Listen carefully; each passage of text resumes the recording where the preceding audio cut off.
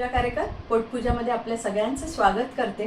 आज मी तुम्हाला शेवग्याच्या पाल्याची भाजी कशी करायची ते दाखवणार आहे। चला तर मग बघूया। तेल घालून घेऊया, लसूण घालूया, 5-6 पाकळ्या लसूण घातलेले आहेत।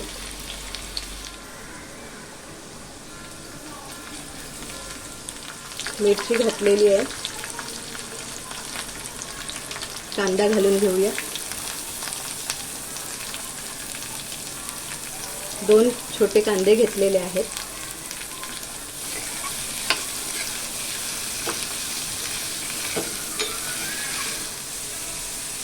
हळद,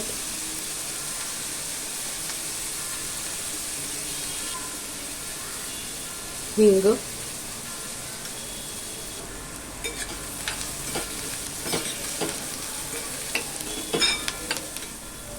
कांदा कोमवून घेऊया झाकण ठेवून।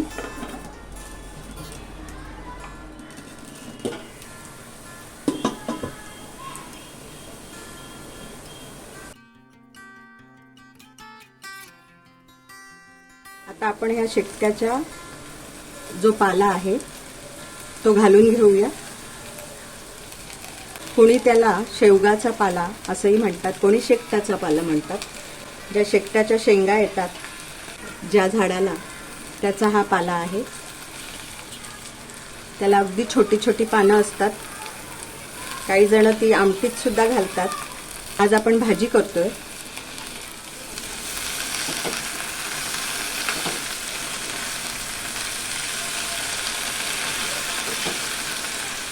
आता हा पाला आपण चांगला शिजवून घेऊया। आता आपण जरा परतूया।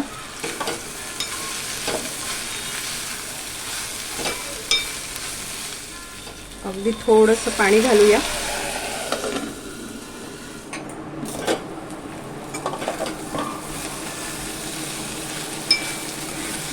थोडासा मसाला घालूया आणि अगदी थोडंसं पाणी घालूया।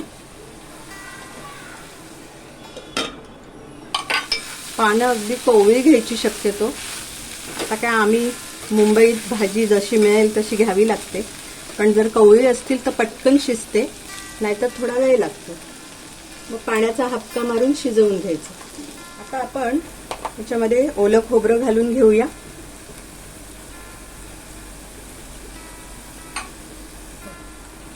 आणि ही चवळी आपण उकडून घेतलेली आहे ती घालून घेऊया।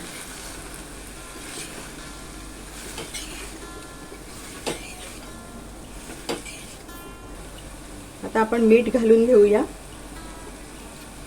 आणि थोडा पाण्याचा हबका मारून भाजी नीट वाफवून घेऊया।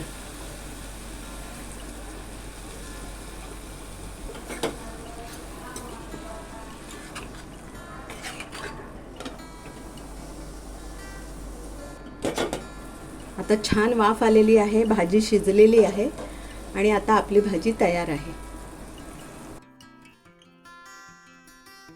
तुम्हाला ही रेसिपी कशी वाटली हे नक्की कमेंटमध्ये कळवा। लाईक करा, शेअर करा आणि सबस्क्राईब करा। आणि हो, मस्त खाण्याची घ्यायची असेल मजा तर बघत राहा पोटपूजा।